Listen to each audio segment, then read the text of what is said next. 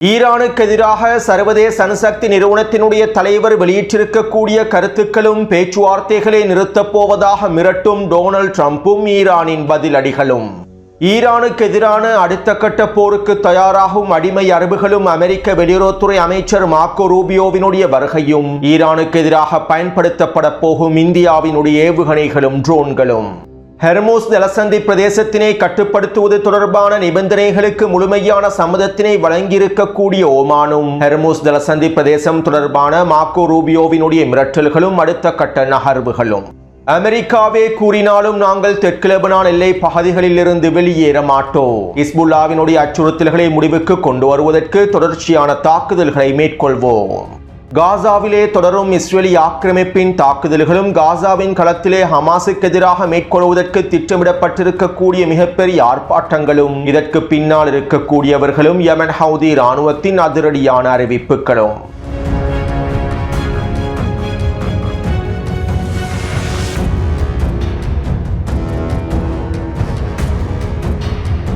காசாவிலே Israeli ஆக்கிரமிப்பு ராணுவம் அதனுடைய தாக்குதல்களை படிப்படியாக அதிகரித்து வருகின்றது. டொனால்ட் ட்ரம்பினுடைய பீஸ் கவுன்சில் நிர்வாகத்தின் திட்டங்களுக்கு அமைவாக நாங்கள் ஒரு பொழுதும் எங்களுடைய ஆயுதங்களை கீழே வைக்கப் போவதில்லை, பலஸ்தீனிய போராளிகளை நிராயுதபாணியாக்க முடியாது என ஹமாஸும் ஏனைய எதிர்ப்பு குழுக்களும் வெளிப்படையாகவும் தெளிவாகவும் அறிவித்திருந்தார்கள். மேலும் டொனால்ட் ட்ரம்பினுடைய காசா பீஸ் கவுன்சில் நிர்வாகத்தினால் முன்வைக்கப்பட்டிருக்கக்கூடிய முன்மொழிவுகளையும் நிராகரித்திருந்தார்கள். இதைத் தொடர்ந்து அடிமை மத்தியஸ்தர்களான துருக்கியும் கத்தாரும் எகிப்தும் காசாவின் களத்திலே முன்னேற்றங்கள் ஏற்பட வேண்டுமாக இருந்தால், புனரமைப்பு வேலை திட்டங்கள் மேற்கொள்ளப்பட வேண்டுமாக இருந்தால், காசாவின் களத்திலே பலஸ்தீனிய மக்களுக்கான வேலை திட்டங்கள் ஆரம்பிக்கப்பட வேண்டுமாக இருந்தால், டொனால்ட் ட்ரம்பின் பீஸ் கவுன்சில் நிர்வாகத்தினால் முன்வைக்கப்பட்டிருக்கக்கூடிய முன்மொழிவுகளுக்கு முழுமையான சம்மதத்தினை வழங்க வேண்டும் என தொடர்ச்சியான அழுத்தங்களையும் ஹமாஸினுடைய தலைவர்களுக்கு வழங்கி வந்தார்கள். இதன் அடுத்த கட்டமாக காசாவில் இருக்கக்கூடிய பலஸ்தீனிய போராளிகளின் ஆயுதங்களை பகுதியளவில் கட்டுப்படுத்தக்கூடிய முன்மொழிவுகள் துருக்கியும் கத்தாரும் அடிமை எகிப்தும் முன் வைத்திருந்தன. கடந்த 2 வாரங்களாக குறித்த முன்மொழிவு தொடர்பாகவே பேச்சுவார்த்தைகள் மேற்கொள்ளப்பட்டிருந்தன. இருப்பினும் குறித்த முன்மொழிவுகளுக்கும் ஹமாஸினுடைய தலைவர்கள் சம்மதத்தினை வழங்கவில்லை. இப்படியான நிலைமையிலேயே தற்போது இஸ்ரேலி ஆக்கிரமிப்பு காசாவிலே வான்வழி தாக்குதல்களை அதிகப்படுத்தியுள்ளது. இதற்கமைவாக கடந்த 24 மணித்தியாலங்களுக்குள் காசா முழுவதும் 12க்கும் அதிகமான வான்வழி தாக்குதல்கள் மேற்கொள்ளப்பட்டிருந்தன. கான் யூனிஸின் மேற்கு பிரதேசமான மவாசி பிரதேசத்திலே கூடாரங்களை இலக்கு வைத்தும், வடக்கு காசா மற்றும் மத்திய காசாவினுடைய குடியிருப்பு கட்டிடங்களை இலக்கு வைத்தும் இந்த தாக்குதல்கள் மேற்கொள்ளப்பட்டிருந்தன.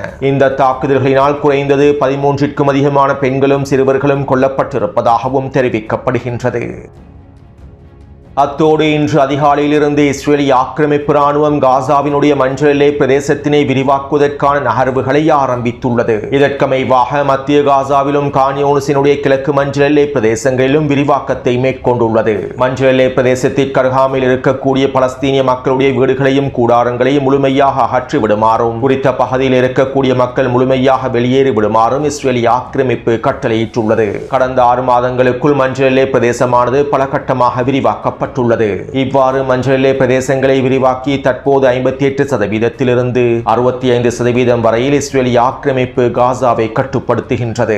மேலும் கடந்த மாதம் மஞ்சள் எல்லை பிரதேசங்களை இஸ்ரேலிய ராணுவம் 70% வரையில் நகர்த்தப் போவதாக நெட்டன்யாஹூ வெளிப்படையாக அறிவித்திருந்தார். இதற்கமைவாகவே மஞ்சள் எல்லை பிரதேசங்களையும் விரிவாக்குவதற்கான வேலை திட்டங்களை இன்று அதிகாலையிலிருந்து இஸ்ரேலி ஆக்கிரமிப்பு ஆரம்பித்துள்ளது. மேலும் இந்த வேலை திட்டங்களை தொடர்ந்து மஞ்சள் எல்லை பிரதேசத்திற்கு அருகாமையில் இருக்கக்கூடிய ஆயிரக்கணக்கான பலஸ்தீனிய மக்கள் தற்போது மேற்கு கடற்கரை பிரதேசத்தை நோக்கி இடம்பெயர்ந்து வருகின்றார்கள். மேலும் கடற்கரை பிரதேசங்களிலே கூடாரங்கள் நிரம்பி வழிகின்றன.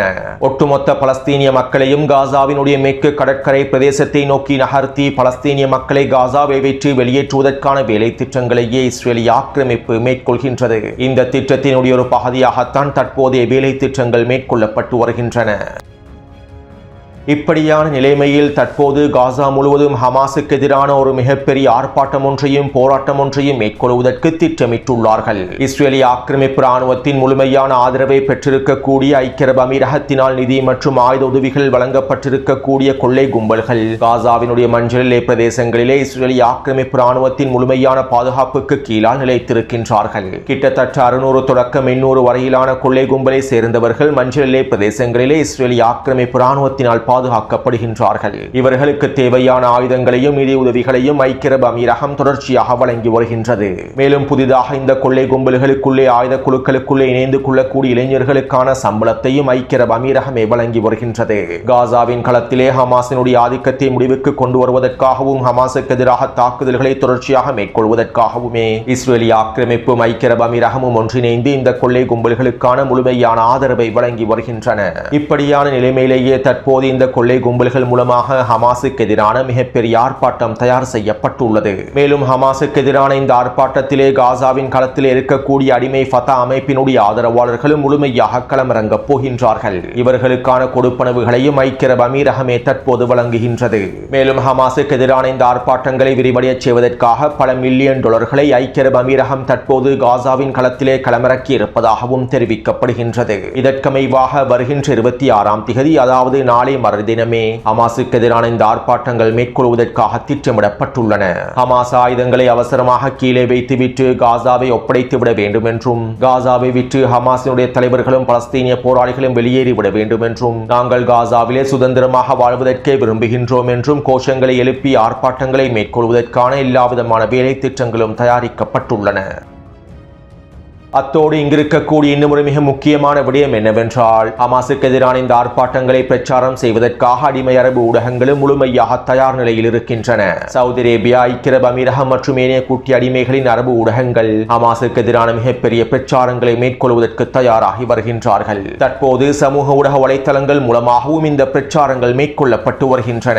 அதே நேரம் ஹமாஸுக்கு எதிரான இந்த ஆர்ப்பாட்டங்களில் யாரும் கலந்து கொள்ளக்கூடாது என்றும், அவ்வாறு கலந்து கொள்ளக்கூடியவர்கள் பலஸ்தீனிய காரணத்திற்கு துரோகியாக மாறிவிடுவார்கள் என்றும், மேலும் அவர்கள் சமூகத்திலிருந்து ஒதுக்கி வைக்கப்படுவார்கள் என்றும் காசாவின் களத்தில் இருக்கக்கூடிய பலஸ்தீனிய பழங்குடி குழுவினுடைய தலைவர்கள் அறிவித்துள்ளார்கள். மேலும் ஹமாஸுக்கு எதிராக ஆரம்பிக்கப்பட போகும் இந்த போராட்டங்களை தடுத்து நிறுத்துவதற்காகவும், இந்த சூழ்ச்சி திட்டங்களை தோல்வியடைய செய்வதற்காகவும் அரபு பழங்குடி குழுக்கள் ஒன்றிணைந்து வேலை திட்டங்களையும் முன்னெடுத்து வருகின்றார்கள். மேலும் காசாவில் இருக்கக்கூடிய அதிகளவான பலஸ்தீனிய மக்கள் ஹமாஸுக்கும் ஏனைய பலஸ்தீனிய எதிர்ப்பு குழுக்களுக்கும் பலஸ்தீனிய போராளிகளுக்கும் முழுமையான ஆதரவை வெளிப்படுத்துகின்றார்கள். இதன் அடிப்படையில் ஹமாஸுக்கு ஆதரவான ஆர்ப்பாட்டங்களையும் போராட்டங்களையும் மேற்கொள்வதற்கும் அரபு பழங்குடி குழுக்கள் தயாராகி வருவதாக தெரிவிக்கப்படுகின்றது.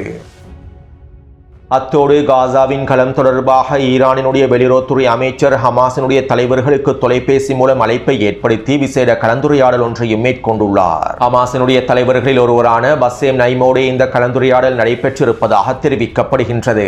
காசாவின் களத்திலே நடைபெற்று வரக்கூடிய கொடூரங்களை தடுத்து நிறுத்துவதற்காகவும், மத்தியஸ்தர்களுக்கு உச்சழுத்தங்களை வழங்குவதற்காகவும் ஈரான் அடுத்த கட்ட நகர்வுகளை மேற்கொள்வதற்கு தயாராக இருப்பதாகவும் வெளியுறவுத்துறை அமைச்சர் அப்பாஸ் அரக்சி அறிவித்துள்ளார். காசாவிலே நடைமுறைப்படுத்தப்பட்டிருக்கக்கூடிய ஒப்பந்தம் முழுமையாக நிறைவேற்றப்படுவதற்கான பொறுப்புகளை மத்தியஸ்தர்கள் முழுமையாக சுமக்க வேண்டும். இதற்கான அழுத்தங்களை மத்தியஸ்தர்களுக்கு வழங்கி வருவதாகவே ஈரானிய வெளியுறவுத்துறை அமைச்சர் அறிவித்துள்ளார். அத்தோடு யமன் ஹவுதி ராணுவத்தினுடைய புரட்சி தலைவர் அப்துல் மலிக் அவர்கள் இவ்வாறு தெரிவித்துள்ளார். அமெரிக்காவும் இஸ்ரேலிய ஆக்கிரமிப்பும் மீண்டும் காசாவை குறிவைத்து காசாவை தனிமைப்படுத்தி காசாவிலே வீரியமான தாக்குதல்களை மேற்கொள்வதற்கு திட்டமிடுகின்றார்கள். காசாவிலே மீண்டும் தரைவழி தாக்குதல்களை ஆரம்பித்து பலஸ்தீனிய போராளிகளை முடிவுக்கு கொண்டு வருவதற்கான சூழ்ச்சி திட்டங்களை மேற்கொள்கின்றார்கள். மேலும் நாங்கள் இந்த சந்தர்ப்பத்திலே அமைதியாக இருக்க போவதில்லை. காசாவின் முனையை நாங்கள் ஒரு பொழுதும் தனிமைப்படுத்தி விடப் போவதில்லை. பலஸ்தீனிய மக்களுக்காகவும் பலஸ்தீனிய போராளிகளுக்காகவும் நாங்கள் தொடர்ச்சியாக களத்திலே செயற்படுவோம். காசாவின் களத்திலே மீண்டும் தரைவழி தாக்குதல்கள் ஆரம்பிக்கப்பட்டால் நாங்கள் செங்கடல் பிரதேசத்தை முழுமையாக இழுத்து மூடிவிடுவோம். இஸ்ரேலிய ஆக்கிரமிப்பை இலக்கு வைத்தும் தாக்குதல்களை ஆரம்பிப்போம். இதனால் ஆக்கிரமிப்பாளர்கள் ஒரு விடயத்தினை தெளிவாக புரிந்து கொள்ள வேண்டும். காசா ஒன்றும் தனியாக இல்லை. ஒட்டுமொத்த எதிர்ப்பட்சிகளும் காசாவுக்கு ஆதரவாகவே இருக்கின்றார்கள். காசாவில் இருக்கக்கூடிய எங்களுடைய சகோதரர்களின் அனுமதிகளுக்காகவே நாங்கள் காத்துக் கொண்டிருக்கின்றோம். எங்களுடைய பலஸ்தீனிய போராளிகளின் அனுமதிகளுக்காகவே நாங்கள் காத்துக் கொண்டிருக்கின்றோம். மேலும் சரியான சந்தர்ப்பத்தில் நாங்கள் காசாவினுடைய போர் முனையை மீண்டும் பலப்படுத்துவதற்கான தாக்குதல்களை ஆரம்பிப்போம் என யமன் ஹவுதிகளுடைய புரட்சி தலைவர் அப்துல் மலிக் அவர்களும் தெரிவித்துள்ளார். எனவே கிடைக்கப்பெற்றிருக்கக்கூடிய தகவல்களுக்கு அமைவாக நாங்கள் எடுத்து நோக்கும் போது காசாவினுடைய போர் முனையானது விரைவில் ஆரம்பிக்கப்பட போகின்றது என்பதனை எங்களுக்கு தெளிவாக புரிந்து கொள்ள முடியும்.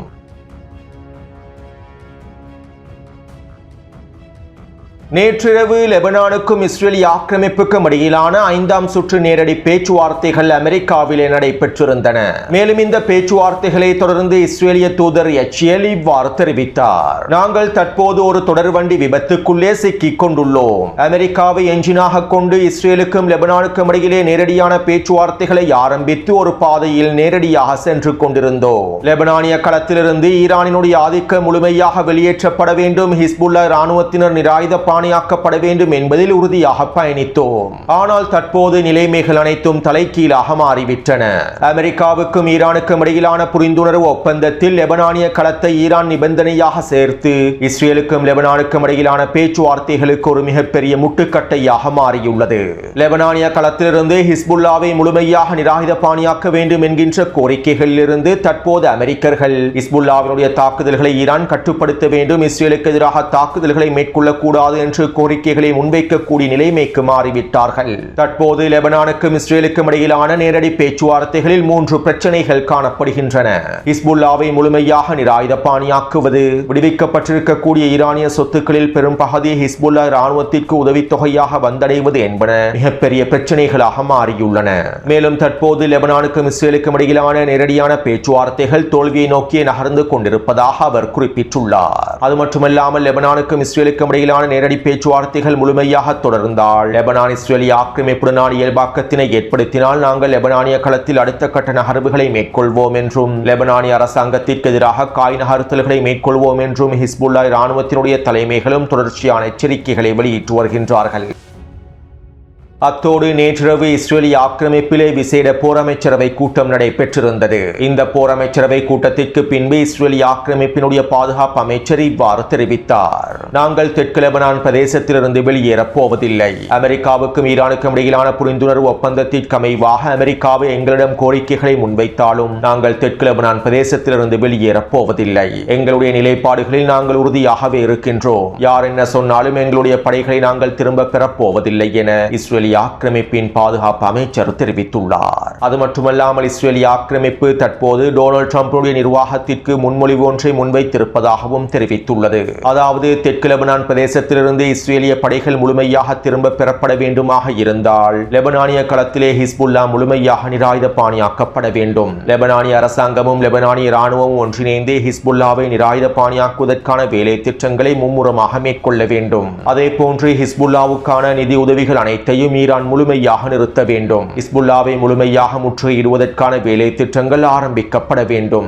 இவை அனைத்தும் நடைமுறைப்படுத்தப்படுமாக இருந்தால் நாங்கள் தெற்கு லெபனானினுடைய எல்லை பகுதிகளில் இருந்து மஞ்சள் எல்லை பிரதேசத்திலிருந்து முழுமையாக எங்களுடைய படைகளை வெளியேற்றுகின்றோம் என இஸ்ரேலிய ஆக்கிரமிப்பு டொனால்ட் ட்ரம்புடைய நிர்வாகத்திடம் முன்மொழிவு ஒன்றை முன்வைத்திருப்பதாக தெரிவிக்கப்படுகின்றது. அது மட்டுமல்லாமல் இவை தொடர்பான பேச்சுவார்த்தைகளை மேற்கொள்வதற்காக இன்றைய தினம் இஸ்ரேலிய ஆக்கிரமிப்பு பிரதிநிதி குழு ஒன்று அமெரிக்காவுக்கு விஜயம் செய்திருப்பதாகவும் டொனால்ட் ட்ரம்பினுடைய அதிகாரிகளை சந்தித்து விசேட கலந்துரையாடல்களை மேற்கொள்ளப் போவதாகவும் தெரிவிக்கப்படுகின்றது. அடுத்து ஈரானினுடைய உச்சழுத்தங்களுக்கு அமைவாக தெற்கு லெபனானினுடைய மஞ்சள் எல்லை பிரதேசங்களிலிருந்து இஸ்ரேலிய ஆக்கிரமிப்பு பகுதி அளவில் வெளியேறியுள்ளது. மேலும் தெற்கு லெபனான் பிரதேசத்திலே வான்வழி தாக்குதல்களையும் நிறுத்தியுள்ளது. இருப்பினும் ஹிஸ்புல்லா இராணுவத்தினர் யுத்த நிறுத்த மீறல்களை மேற்கொள்கின்றார்கள் என்று கூறி ஹிஸ்புல்லா போராளிகளை இலக்கு வைத்து கடந்த 24 மணித்தியாலங்களுக்குள் இஸ்ரேலிய ஆக்கிரமிப்பு 2 தாக்குதல்களை மேற்கொண்டிருந்தது. இதை தவிர தெற்கு லெபனான் பிரதேசத்திலே குடியிருப்பு பகுதிகளை இலக்கு வைத்து இஸ்ரேலிய ஆக்கிரமிப்பு மேற்கொள்ளக்கூடிய வான்வழி தாக்குதல்கள் அனைத்தும் தற்போது நிறுத்தப்பட்டுள்ளன. ஈரானுக்கும் அமெரிக்காவுக்கும் இடையிலான புரிந்துணர்வு ஒப்பந்தம் வீழ்ச்சியை நோக்கி நகரும் சந்தர்ப்பத்தில் மீண்டும் இஸ்ரேலிய ஆக்கிரமிப்பு இந்த தாக்குதல்களை மேற்கொள்ளும் என்றும் அல்லது இன்னும் 2 வாரங்களுக்குள்ளே லெபனானிய களத்தில் இஸ்ரேலிய ஆக்கிரமிப்பு மீண்டும் உச்ச வான்வழி தாக்குதல்களை ஆரம்பிக்கும் என்றும் எதிர்பார்க்கப்படுவதாக இஸ்ரேலிய ஊடகங்கள் தெரிவித்துள்ளன. அது மட்டுமல்லாமல் டொனால்ட் ட்ரம்புடனான பேச்சுவார்த்தைகளுக்கு பின்பு நெட்டன்யாகு ஒரு தீர்க்கமான முடிவை எடுக்கப் போவதாகவும் இவ்வாறு நெட்டன்யாகு தீர்க்கமான முடிவை எடுத்தால் இன்னும் 1 வாரத்திற்குள்ளேயே லெபனானில் உச்ச தாக்குதல்கள் ஆரம்பிக்கப்படும் என்றும் இஸ்ரேலிய ஆக்கிரமிப்பு இராணுவ ஆய்வாளர்கள் கருத்துக்களை வெளியிட்டுள்ளார்கள். அடுத்து ஈரானுக்கு எதிரான போருக்கு பின்பு அடிமை அரபுகள் அவர்களுடைய ஆயுத ஒப்பந்தங்களை நீடித்து ஆயுத கொள்வனவுகளையும் அதிகரித்துள்ளார்கள். அதிலே மிக முக்கியமாக மூத்தடிமையான ஐக்கிய அரபு அமீரகம் அதிகளவான ஆயுத ஒப்பந்தங்களை மேற்கொண்டு ஆயுத கொள்வனவுகளையும் வீரியப்படுத்தியுள்ளது. அமெரிக்காவிடமிருந்தும் இஸ்ரேலிய ஆக்கிரமிப்பிடமிருந்தும் ஐக்கிய அரபு அமீரகம் அதிகளவான ஆயுதங்களை கொள்வனவு செய்கின்றது. ஜியோனிஸ் ஐக்கிய அரபு அமீரகத்திற்கும் இஸ்ரேலிய ஆக்கிரமிப்புக்கும் இடையிலே எல்பிட் சிஸ்டத்தின் மூலமாக ஆயுத உடன்படிக்கைகள் மேற்கொள்ளப்பட்டுள்ளன.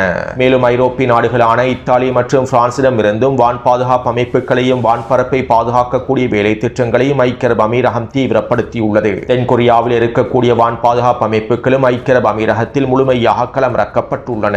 இப்படியான நிலைமையில் ஜியோனிஸ் ஐக்கிய அரபு அமீரகம் இந்தியாவிடமிருந்து பிரம்மோஸ் ஏவுகணைகளையும் ட்ரோன்களையும் பெற்றுக்கொள்ளப் போவதாக தகவல்கள் வெளியாகியுள்ளன. இந்தியாவுக்கும் இஸ்ரேலிய ஆக்கிரமிப்புக்கும் இடையிலே ஆயுத ஒப்பந்தங்கள் கைச்சாத்திடப்பட்டுள்ளன. இஸ்ரேலிய ஆக்கிரமிப்புக்கு தேவையான பல ட்ரோன்களை இந்தியா வழங்குகின்றது. இதே போன்றே ஜியோனிஸ் ஐக்கிய அரபு அமீரகமும் இந்தியாவோடு நெருங்கிய தொடர்புகளை வைத்துள்ளது. இதற்கமைவாகவே தற்போது ஜியோனிஸ் ஐக்கிய அரபு அமீரகம் இந்தியாவுடன் பிரம்மோஸ் ஏவுகணை ஒப்பந்தத்தை முடிக்கப் போகின்றது.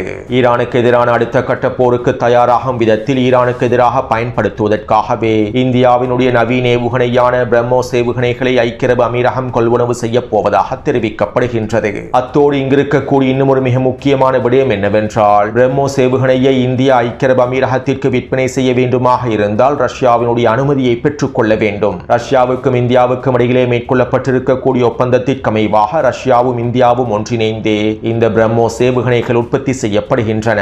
இதனால் இந்தியா இந்த பிரம்மோஸ் ஏவுகணைகளை ஐக்கிய அரபு அமீரகத்திற்கு விற்பனை செய்ய வேண்டுமாக இருந்தால் ரஷ்யாவினுடைய முழுமையான அனுமதியை பெற்றுக்கொள்ள வேண்டும். இப்படியான நிலைமையில் இதில் எந்தவிதமான சிக்கல்களும் இல்லை என்றும், எங்களுக்கு ஐக்கிய அரபு அமீரகத்திற்கு தேவையான பிரம்மோஸ் ஏவுகணைகளை வழங்க முடியும் என்றும், ரஷ்யா இதற்கான அனுமதிகளை நிச்சயமாக வழங்கும் என்றும் இந்தியாவினுடைய வெளியுறவுத்துறை அமைச்சகம் அறிவித்துள்ளது.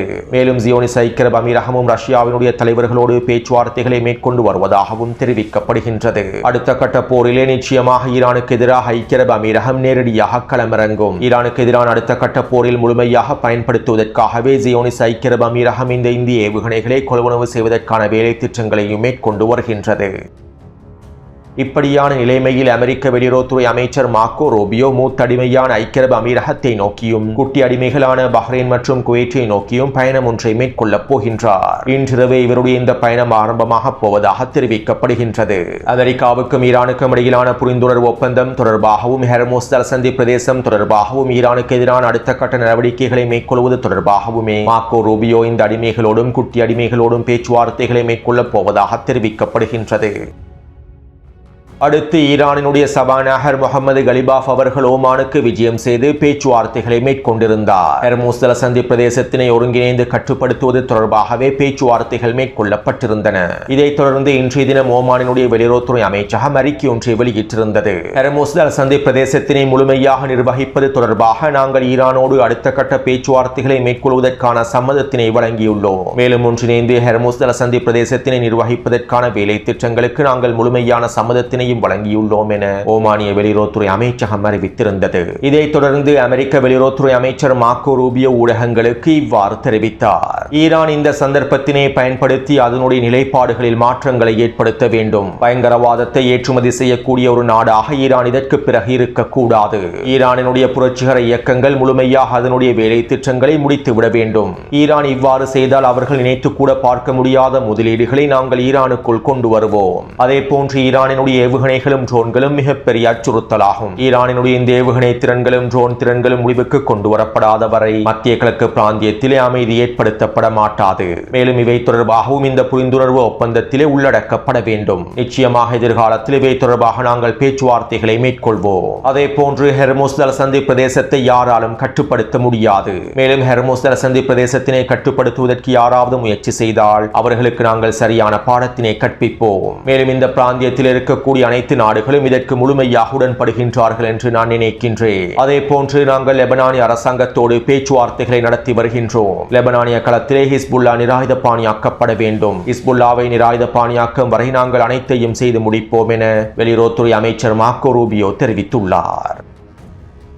அத்தோடு சர்வதேச அணுசக்தி நிறுவனத்தினை ஈரானுக்குள்ளே அனுமதிப்பது தொடர்பாக நேற்றைய காணொலியிலும் சில முக்கியமான கருத்துக்களை வெளியிட்டிருந்தேன். மேலும் இதற்கமைவாக தற்போது சர்வதேச அணுசக்தி நிறுவனத்தினுடைய தலைவர் குரோசி இவ்வாறு தெரிவித்துள்ளார். நாங்கள் ஈரானுக்குள்ளே இருக்கக்கூடிய அணுசக்தி நிலையங்களை முழுமையாக ஆய்வு செய்வோம். ஈரானுக்குள்ளே இருக்கக்கூடிய அணுசக்தி நிலையங்களை நாங்கள் விரைவில் முழுமையாக ஆய்வு செய்வதே தற்போதைய சூழ்நிலைகளுக்கு பொருத்தமானதாகும். மேலும் ஈரானிடம் இருக்கக்கூடிய அதிக செறிவூட்டப்பட்ட யுரேனியம் கையிருப்புகள் எங்கு இருக்கின்றது என்பது எங்களுக்கு தெரியும். இருப்பினும் அவை எங்கிருக்கின்றது என்பதனை ஈரான் உத்தியோகபூர்வமாக எங்களுக்கு அறிவிக்க வேண்டும். மேலும் ஈரானிய அணுசக்தி தளங்களை நாங்கள் முழுமையாக பார்வையிடாமல் அவற்றை ஆய்வு செய்யாமல் ஈரானுடனான இறுதிக்கட்ட ஒப்பந்தத்தை முடிக்க முடியாது என குரோசி தெரிவித்துள்ளார். இதேபோன்று சர்வதேச அணுசக்தி நிறுவனத்தை ஈரானுக்குள்ளே களமிறக்குவது தொடர்பாக அமெரிக்க ஊடகவியலாளர்கள் டொனால்ட் ட்ரம்பிடம் கேள்வி எழுப்பினார்கள். நாங்கள் சர்வதேச அணுசக்தி நிறுவனத்தினை ஈரானுக்குள்ளே அனுமதிக்க மாட்டோம் என ஈரானிய தலைவர்கள் கூறுகின்றார்களே, ஈரான் இதற்கு ஒப்புக்கொண்டு விட்டதாக நீங்கள் கூறுகின்றீர்கள். உண்மையில் என்ன நடக்கின்றது என டொனால்ட் ட்ரம்பிடம் கேள்விகளை எழுப்பினார்கள். இதற்கு டொனால்ட் ட்ரம்ப் இவ்வாறு பதில் வழங்கினார்.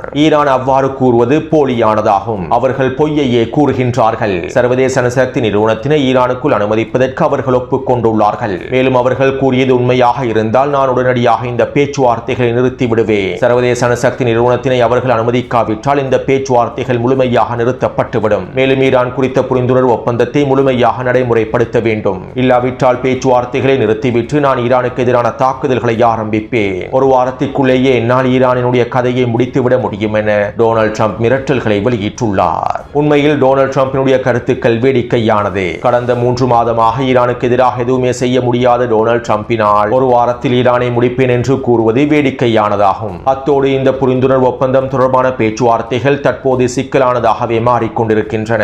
பெரும்பாலும் விரைவில் குறித்த புரிந்துணர்வு ஒப்பந்தமானது முடிவடைவதற்கான சாத்தியக்கூறுகளை அதிகமாக இருக்கின்றன.